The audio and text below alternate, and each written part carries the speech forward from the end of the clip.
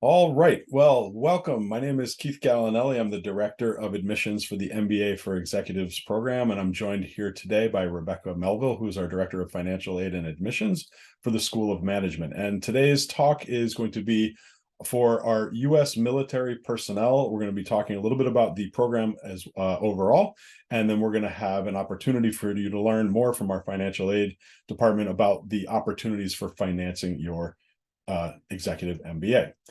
So as I mentioned, I'm going to go over the program just briefly today, as well as some information about admissions and the application. And then we're going to go into our financial aid for the military and followed by some questions and answers. If you do have any questions, please feel free to put them into the Q&A and we will get to them towards the end of the session today. What I'm going to start with right now is I'm just going to go over the program overview. And we have a lot of other sessions that are online, some YouTube videos, and we'll put that in a follow-up email to you that will go over in very great detail the entire program. But what I wanted to do right now is just go over a little bit about the Executive MBA program so everyone's on the same page. And whenever we start these presentations, we always start off with our mission. The mission of the School of Management is educating leaders for business and society. We really are passionate about this. If you ask any of the faculty, the staff, the students, we're here because of this mission. You know, we're looking for leaders who are making a difference and want to make a difference in both the public and the private sectors. We bring together people from a variety of different industries and regions, and our graduates really do seek to become leaders who help to build these high-functioning organizations and as well impact the broader well-being of their society. And so the mission really it's embedded in everything we do here at the Yale School of Management. And I want to talk over the program a little bit in general. And as I mentioned, we do have some very detailed webinars that go through the entire program structure and all of the different options. But just in general, it is an in-person program, and it is a requirement that you do come to New Haven, to Yale School of Management for the class weekends. It starts off every year in July, and so in July of 2024, we will kick off with our 2-week in-person residency, and then it switches to an every other weekend format. The classes are meeting on Fridays and Saturdays for the remainder of the year. Once we get to the summer between years 1 and 2, you'll have a global network week, as well as another week of residency before you go back to that every other weekend format. New Haven is fairly well located near New York City, between Boston and Hartford, Connecticut. It's quite easy to get to from a variety of different ways, whether it's driving or the train, Amtrak, or Metro North, as well as served by a number of airports. But it is something to think about that it is an in-person program, and we do estimate that you would be out of the office for about 60 days throughout the course of the entire program. What do those class weekends look like? Well, again, they're on Fridays and Saturdays. The classes start from 9 to 5 on Fridays and from 8 to 3 on Saturdays. And then we have optional, our program team helps to build additional events that you can attend. Usually on Saturday or Friday nights, it's going to be something a little bit more social. So maybe a hockey game at the Yale Whale. I know coming up in a few weekends is going to be the Yale Harvard football game. And so our students will be going to that.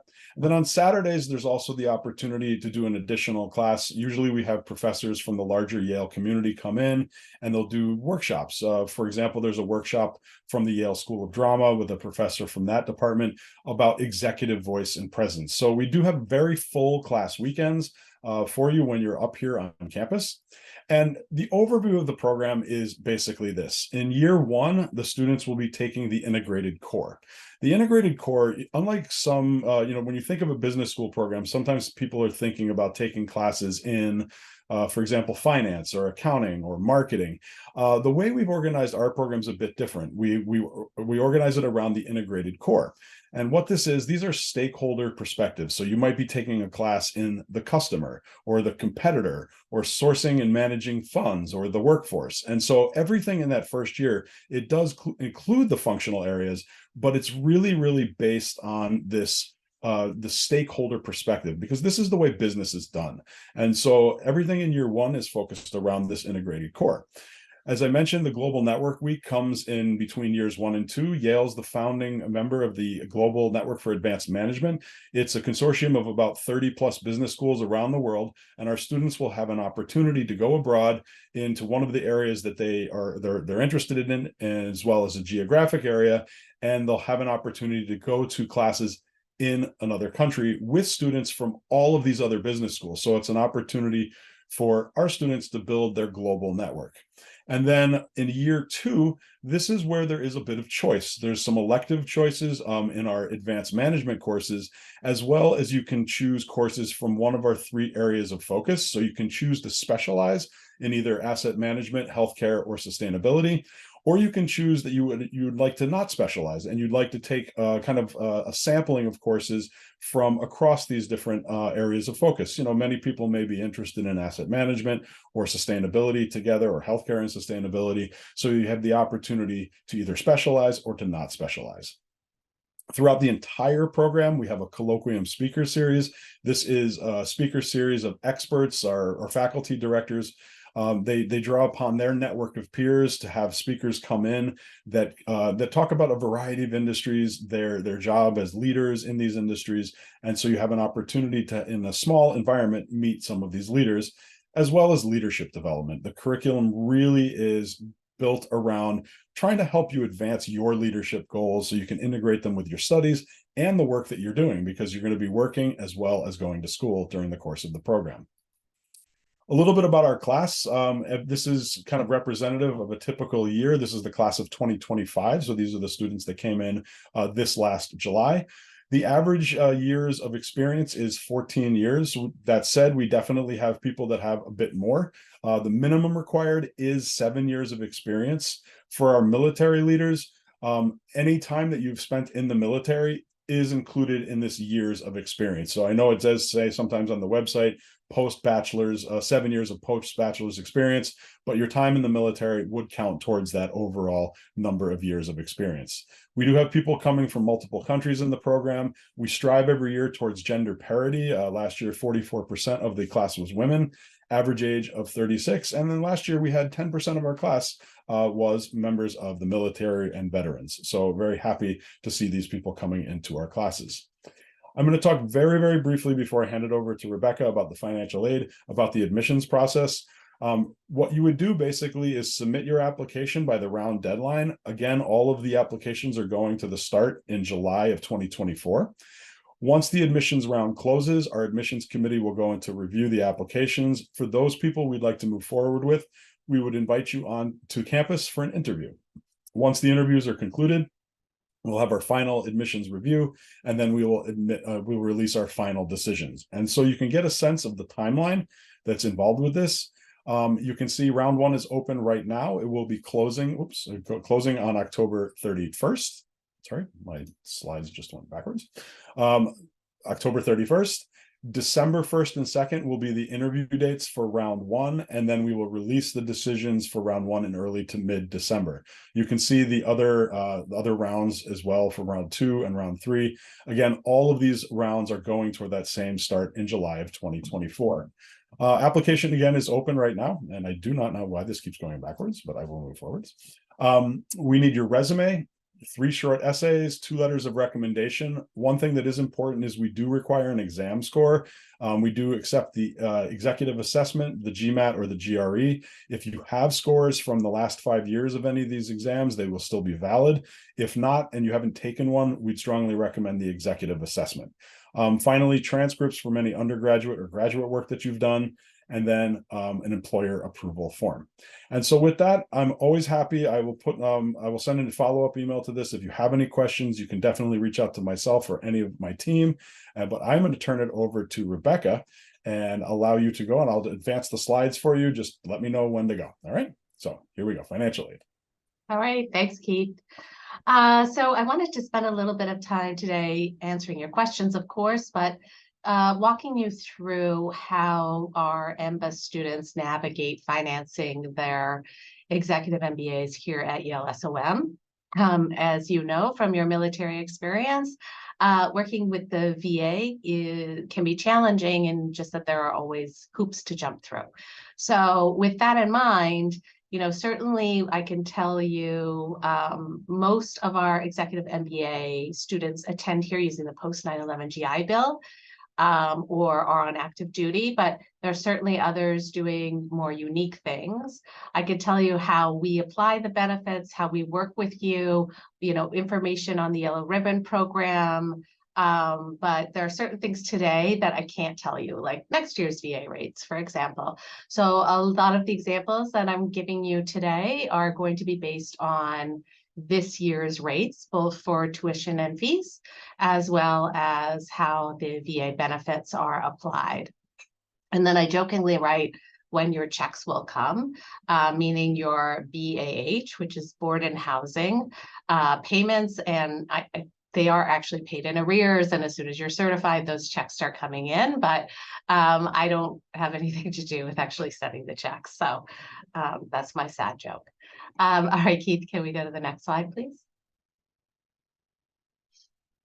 I just want to highlight a few things about Yale SOM. So if you are a military service member, there is an application fee waiver in process. We have been designated a military-friendly school. And then for our traditional MBA program, we actually have, we've never had anybody in the MBA program do this, but we have a memorandum of understanding with West Point. So happy to talk about anything, any of those benefits in more detail as well, although they should be pretty self-explanatory. Keith, next slide, please. All right, as I was mentioning before, most of our students actually attend on the post 9/11 GI Bill. But we have all different types of benefits being used.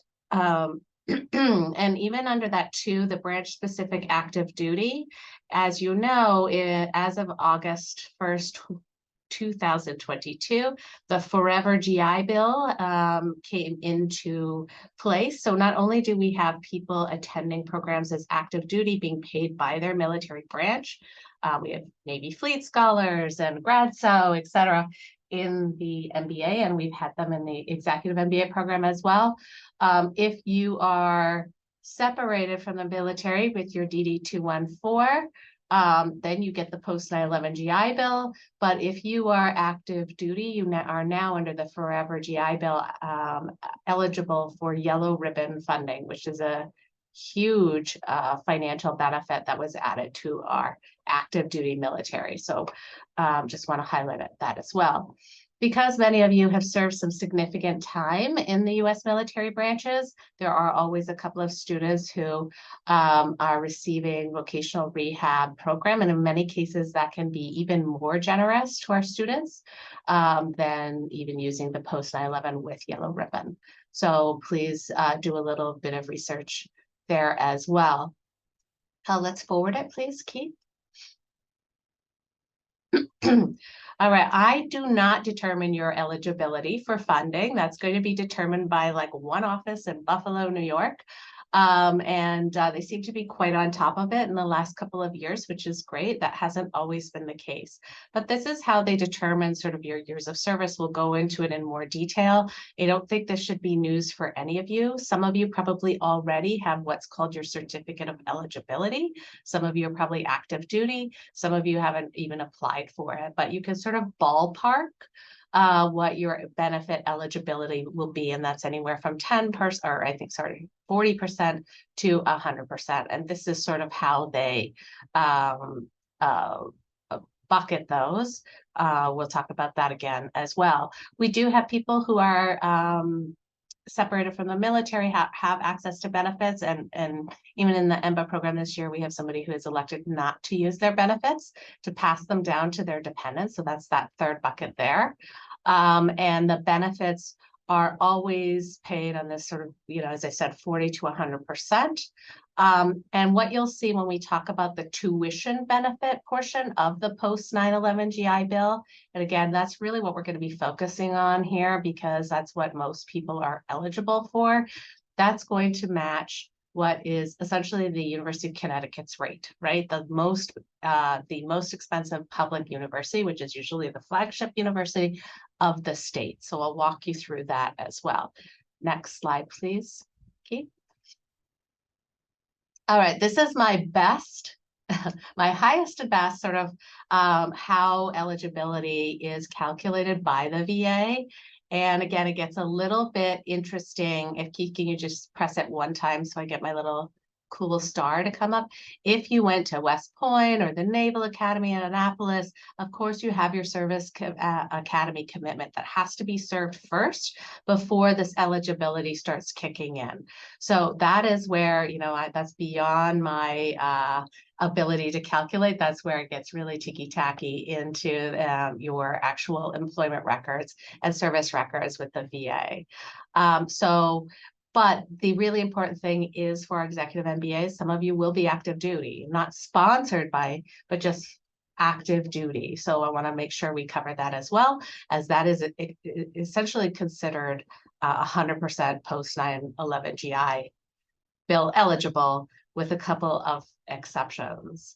I also want to point out here that although I handle a lot of the money pieces and make sure your bills are paid and that sort of thing, the VA requires the university, and all schools at the university have separate contracts with the VA. So what we are allowed to do is a little different than what, you know, another school at Yale University is allowed to do.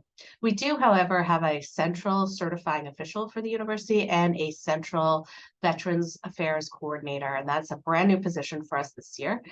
So we're thrilled to have that, as that person really monitors your money coming in and out, and also has things like a barbecue in the president's backyard for all of our active military or veterans as well. So you can really form that connection across the university if you happen to be on campus.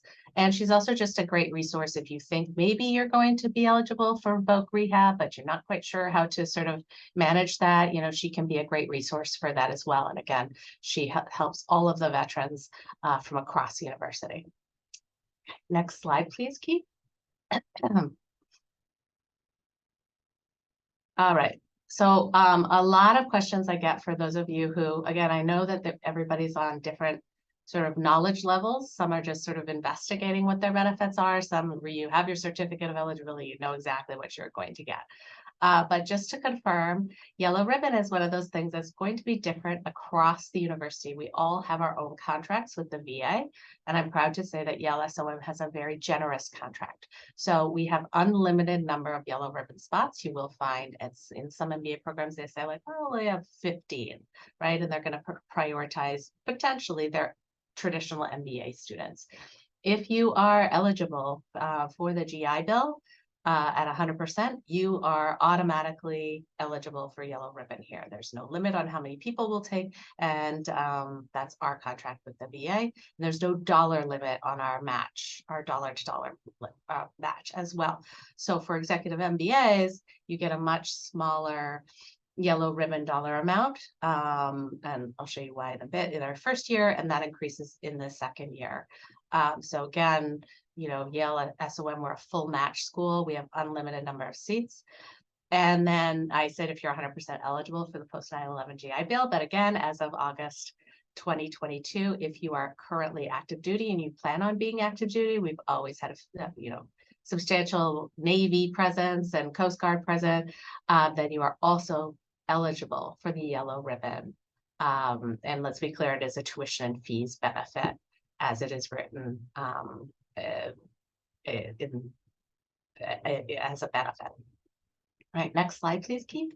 All right, this is just a pure, unadulterated marketing slide on my behalf. I'm very proud that I was part of this effort in 2019 to make it a, you know, an entitlement program for our veterans rather than an application program. So that you looking at, oh, well, I want to do an executive MBA at Yale, but what if I don't hit the bar for those 5 people or those 15 people that they're going to allow to receive Yellow Ribbon benefits? That is not the case. So if you are eligible for Yellow Ribbon, you will get the full Yellow Ribbon, and we were the first private school to do that. Right, next slide, please. Okay, so this is, you can put them all in so we don't get too cute here. Great, thanks, Keith, that should be it. So this is what the GI Bill looks like. And then I will comment where active duty is not eligible for this support. So this is done annually. Tuition and fees are where you guys are, all encompassing for the 2 years, but the VA does things by calendar, or well, their version of an academic year, which of course is not quite our version, but it benefits our executive MBA programs. So tuition, there's your UConn rate, or University of Connecticut, for those of you who aren't from Connecticut. So that in this year, in 2023-24, you get $27,120, because that is apparently what it costs at the University of Connecticut, right? So that is your tuition benefit.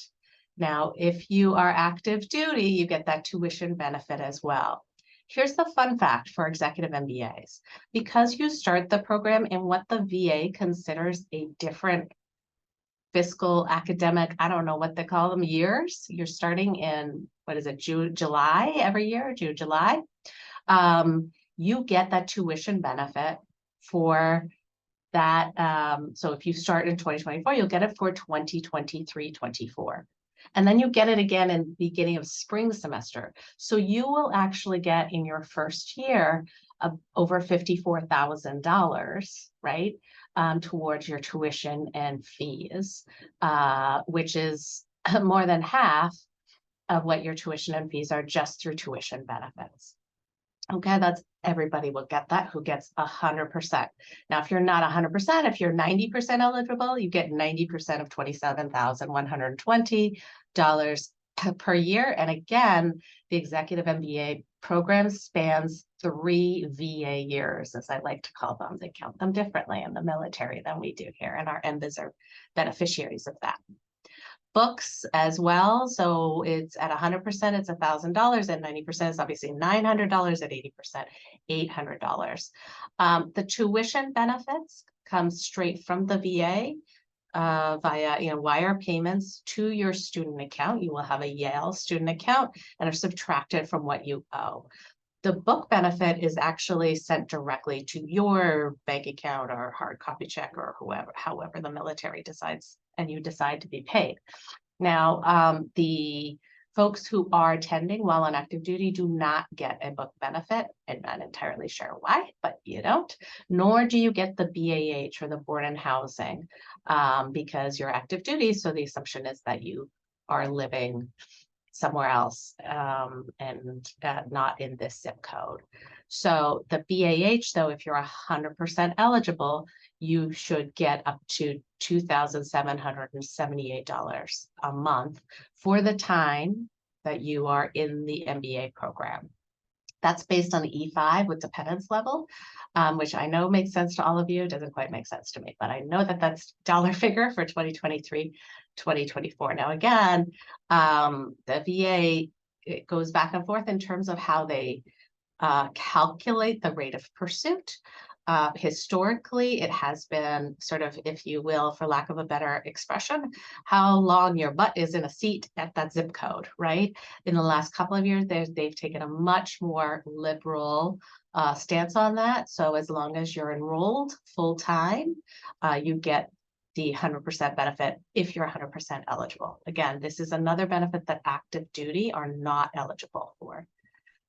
So the tuition and the yellow ribbon from the VA and the yellow ribbon from Yale are our active duty folks are eligible for that. These are also paid directly to the university. And the idea here is to cover your full university bill for the executive MBA program. So as I said, fall semester, how that works is, right, you take your, again, I'm going to use rates for this year, but let's call it 104 and change, right? For the 2023-2024 year as a first year student, you're going to get to $27,120 in tuition for fall. And the difference is filled half by more additional yellow ribbon funds from the VA. And then we cover the difference there. So bill is paid for 100% eligible or active duty. And then on top of that, you get those checks for books and BAH mailed to you. I'm not sure if it's mailed or direct deposit. Now, again, if you are 90% eligible, unfortunately, you are not eligible for yellow ribbon. So it is a big difference for between 90% and 100% or 90% in active duty as well. All right, now that's very ticky-tacky, so let me show you an example. I would say, before I show you an example, I would encourage everybody to go to use the GI Bill comparison tool, but you can see the number here is reflective of the 2023-24 cost for the executive MBA. I had to put that in. So anytime you do a GI Bill comparison on the website, it's going to default to the undergraduate program's tuition and fees, as well as the number of veterans, as well as all of the other information. So it will have the BAH in correctly because that's the zip code for the university. It will not have tuition and fees incorrectly, and it may not have the yellow ribbon incorrectly as well because some schools have limits. So you will have to adjust it a little bit, but this is what it should generally say for you. Again, because of your executive MBA status and you have the full-time program when you first start, and then you're coming back to that bi-monthly meeting session. It depends on how whoever's sitting in that office is going to decide to pay for your BAH, but in the last year and a half, they have been paying at the 100% rate, so this should be correct. All right, Keith, next slide. So this is what every single person who started the MBA, executive MBA program in this last fall was emailed. This is something that our office generates to help you navigate what those benefits look like per semester. At Yale, we bill you for each semester, and we consider you here, even though you're here for 23 months continuously, we consider you here for 2 or 4 semesters. So we wrap that summer program in, and we call it fall semester. So that's why you can see the number of weeks is 27. It's much longer, and you have a higher number of units because you actually you're just physically here longer, and you have more coursework as well. So this is how the money flows in and out throughout the course of the 4 semesters that we consider you here. We meaning Yale University. We understand it's going to be 23 continuous months. So the top part under fall year 1, again, you're enrolled for a long time, and we're going to claim that previous years GI, University of Connecticut tuition rate. We get to claim that twice for you. We get to claim that once in fall semester, pays out to the university, and then again in spring semester, our certifying official will say, yep, they're still enrolled full-time because you are considered in full-time status. That's why you're getting full-time benefits, and that will pay out to you again in spring semester. Sorry, not to you, to the school. Right? And then the yellow ribbon, the difference between that and the cost of attendance is matched 50% by us and the contract we have with the VA. Again, it's an entitlement program, and 50% by the VA's matching fund through the yellow ribbon program. So that's what the yellow program is, right? 50 gets you to the full cost of tuition and fees. What we cannot charge, and what you have to pay for anyway, is your own hotel stays if you're coming in for those in-residency weeks. So you'll make those accommodation reservations yourself, but the idea is that you will use your payments in BAH to cover those hotel stays. So we put those in as out-of-pocket room and board charges, right? And I'm kind of ballparking it for a number of weeks, etc. But then, the living allowance and the book stipend are paid directly to you. So I should say that this is somebody who is getting 100% GI Bill and yellow ribbon support. This calculator is mailed to all of our executive MBA students, and you can put in your percentage of eligibility about 6 days after you're admitted. It should automatically be sent to you. So this will all adjust dynamically if you put in something other than 100%. Yes, I'm eligible for yellow ribbon, which is a little bit higher up in the spreadsheet. So you can see year 1, then year 2, then year 3, we actually have to, in fall, we use a lot more. We cover your full tuition and fees through the yellow ribbon program only, because we've already asked for 23-24 tuition benefit to be paid that was paid to the school on your behalf for your service. in the previous spring. So that's why you see that yellow ribbon number, both what they pay and what we match jump up pretty significantly, and then go back down in your last semester where we can ask for one more tuition payment. So if you look at the bottom, the total cost to you, in almost every semester is a negative cost. So by our calculations, should the BAH be as generous as they have been paying? And again, what the VA sendeth, the VA sendeth. I really try to get the most accurate information, and so does Jen, our VA coordinator. And so this is what we believe. Actually, our MBAs have in recent year made money off of attending the executive MBA program. Of course, that shouldn't be why you attend. It's a huge commitment, but at least financially, for those of you who are 100% eligible or active duty, it is a pretty nice benefit. Right, next slide, please. Right, again, active duty doesn't receive. I forgot I added that piece last night, but I was being very clever.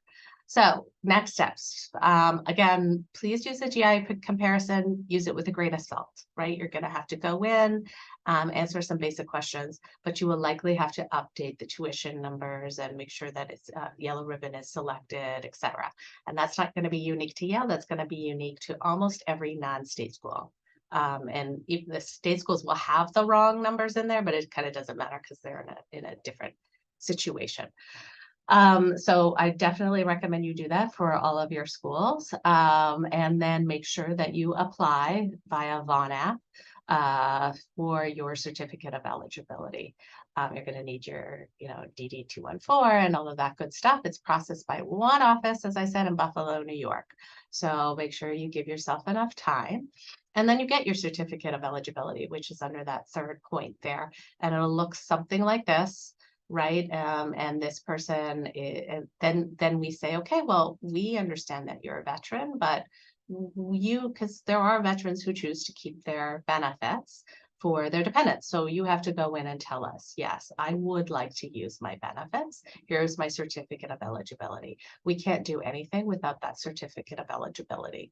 So please do let us know, let my office know if there's a delay in that. Of course, we'll ask for whatever benefits we can when you get that. And if you have documentation showing that it's imminent or that we'll work with you on that, but there's really nothing we can do, as I'm sure it's a big part of the military. They're not going to pay us in advance on what you think you might receive. So do try and start that process as soon as you think you're going to avail yourself of those benefits. All right, Keith, next slide. Oh, I guess that is an ugly slide. I guess that I just wanted to put that up for all of the different schools. As I was saying, we all have different contracts, just in case somebody asked me, what is the graduate school? I was yellow ribbon match. So I had all that information at my fingertips. That's ugly. Let's get rid of it, Keith. All right. As I said, here's what you're going to receive. You'll notice that the bottom section there, the estimated benefits per semester, that's what was highlighted in the other slide.